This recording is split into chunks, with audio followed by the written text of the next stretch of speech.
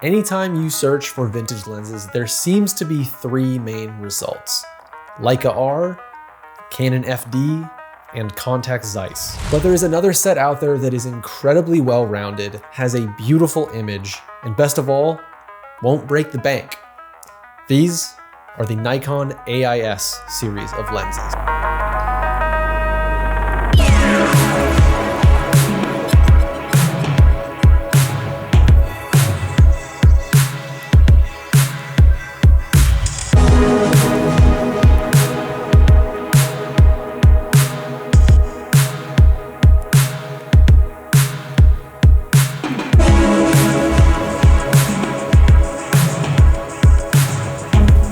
These lenses use the Nikon F mount, which was introduced way back in 1959, and they actually used it all the way through 2020 when it got replaced by their new Z mount for their mirrorless line. This mount being used for 60 plus years means there were a ton of different series of lenses, all the way from the early non-AI lenses through to modern autofocus ones that they only stopped making a few years ago. The AI-S lenses that we will be exploring today were introduced back in 1981, and they were actually produced up until 2006. The build quality of all these lenses is superb. They are pretty much all metal as opposed to their later Series E counterparts, which are mostly plastic.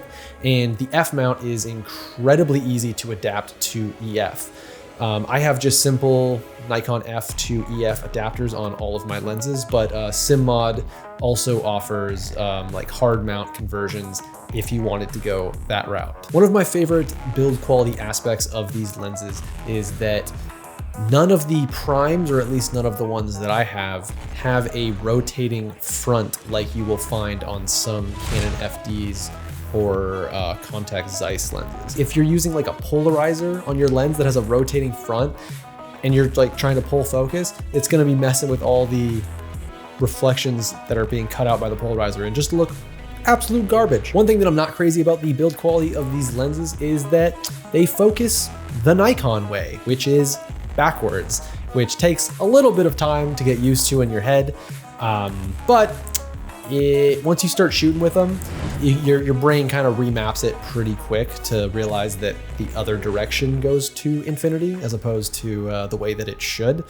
And also, if you have a wireless follow focus, you can very easily switch the direction. So that's not the biggest deal in the world, but still a little bit annoying. Also, it seems pretty self-explanatory, but since all of these lenses were made for 35mm SLRs, they all cover full frame, which will make them pretty future-proof. And now we get to the lenses that I have in my set. Originally, I only planned on having a set of 6, and that very quickly changed to more than 6 because I just kept finding them for really good prices, and now I have a lot. So my set of lenses consists of a 15mm f3.5, an 18mm f3.5, a 24mm f2, a 28mm f2, a 35mm f1.4, a 50mm f1.2, an 85mm f1.4, a 105mm f1.8, and a 135mm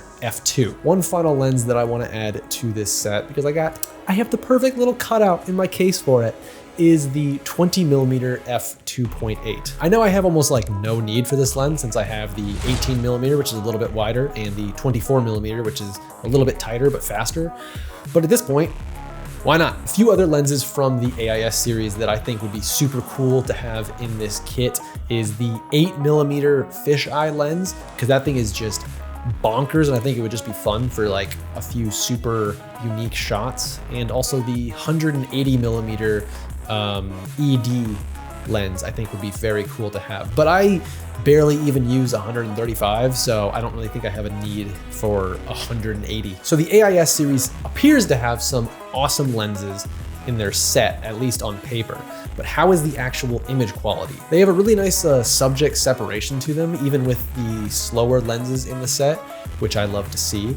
And yes, they have some chromatic aberration in high contrast situations, but then again, what vintage lens doesn't? And all of this goes away if you stop down 1 or 2 stops. So nothing really to worry about, and you should kind of expect that when you're getting into vintage lenses, because even the Leica Rs have quite a bit of chromatic aberration. From what I've researched online and what I've seen from actual testing is these lenses definitely have a more neutral look to them than something like the Canon FDs, which look very vintage and very stylized, but they still have the vintage feel to them. I recently lent a few of these lenses to my buddy AJ Festa for a music video that he was shooting, and the shots that he got with them are amazing. So make sure to go check out his page and see all of his awesome work. The footage looks so good because he's a badass filmmaker, but I'd like to think that the lenses helped just a little bit, you know? Lens flares is a huge thing that I look for when trying to find new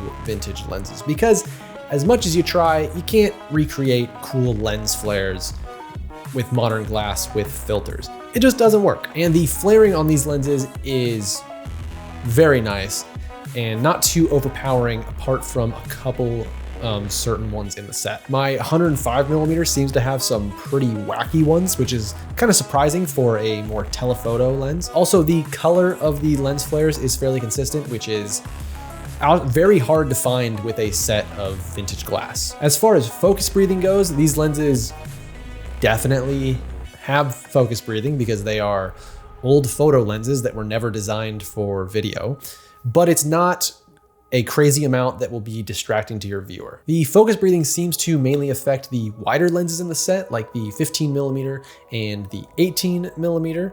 And the kind of mid-range to shorter telephoto lenses actually have extremely well-controlled breathing. I was very surprised. And now I guess we get to the elephant in the room, which is the pricing and availability of these lenses. If you weren't in a rush to build a set, you can actually find some amazing deals. I spent the last like year and a half building this set, and I built it for way less than it is currently worth. For example, the 15mm is usually like $800 to $1,000 for a good example, and I got mine for $200. And you might be saying, Caleb, how did you get such a crazy discount? Well, I'll tell you. I found somebody that posted an auction for one for a 15mm with perfect optics, but it was missing the rear mount, and the starting bid was $100, and I was the only person who bid on it.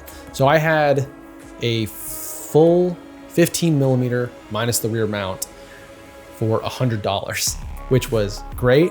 And then I was just looking around for a rear mount for it, and I came across somebody actually reached out to me that had an empty housing for one that they just had rehoused and sold it to me for another $100. And then I just took the mount off that, put it on mine, works perfectly.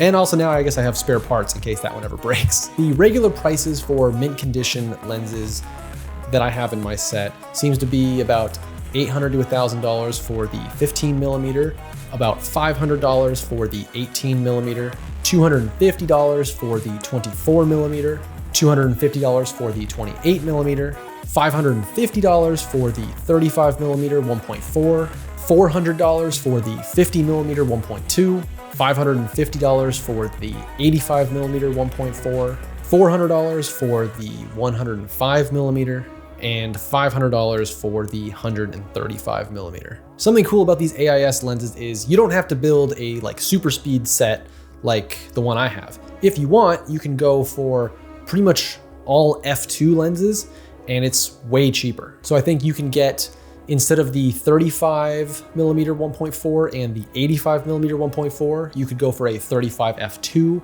and an 85 f2, and that would save you quite a bit of money. And also, I believe they make a 50mm f2. If not, a 50mm 1.4 is super cheap. And then you could have like a full set from 24mm, like what, 24, 28, 35, 50, 85, and 135 that are all f2, and you'll have a consistent aperture throughout your set, which might actually be better on set than varying apertures all over the place. I've also heard from some people online that they actually like the bokeh of the 35mm f2 as opposed to the 35mm 1.4. So If that's something that you like more on the F2, then you can actually save a bunch of money. One thing that you should note with these lenses, if you are getting into them, is the AI-S versus AI debate. And the AI lenses are the generation just before the AI-S. And something that I've learned throughout my research is that almost every one of the AI-S lenses has the same optics as its AI counterpart. Apart from a couple specific lenses, like I believe the 28mm f2.8 they redesigned for the AI-S series. This means that you can pretty confidently mix and match AI and AI-S lenses to your heart's content. I think the AI ones will probably give you a slightly more vintage look just because the coatings are older and the glass is older, but the actual like optical formula, the actual optics are identical.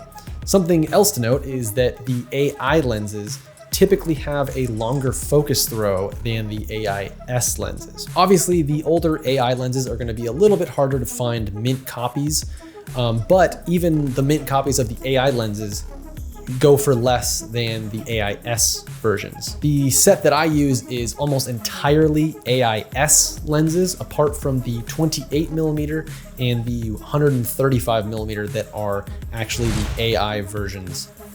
Hey, what's up? Editor Caleb here. I just wanted to cut in and say that since filming this A-roll bit, I have since swapped out the 28mm f2 and the 135mm f2 with their AI-S counterparts. So now the entire set is AI-S, and it's just a much more consistent look. Okay, back to your regularly scheduled content. For how well-rounded and filled out this set is, I rarely see people talking about them apart from like dedicated vintage lens groups. These lenses are absolutely no joke, and even Zero Optic offers like full rehousings for almost every lens in the set. And they've been used on some pretty major like commercials and music videos. And I believe there's even like a TV show or movie coming out in like the next few months or documentary that was entirely shot on these Nikon AI-S lenses, which is kind of cool. Even though these lenses are getting rehoused and used on like major productions, I still really only ever see people talk about Canon FD and Leica R.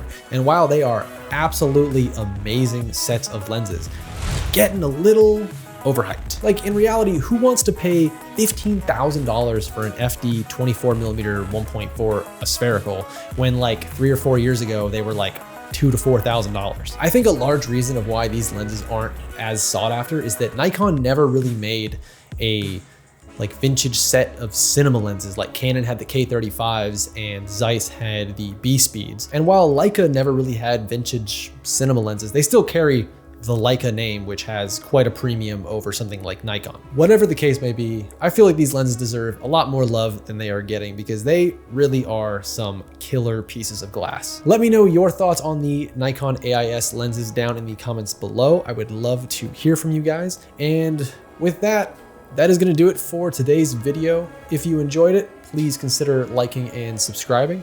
It greatly helps this channel out. And I'll see you.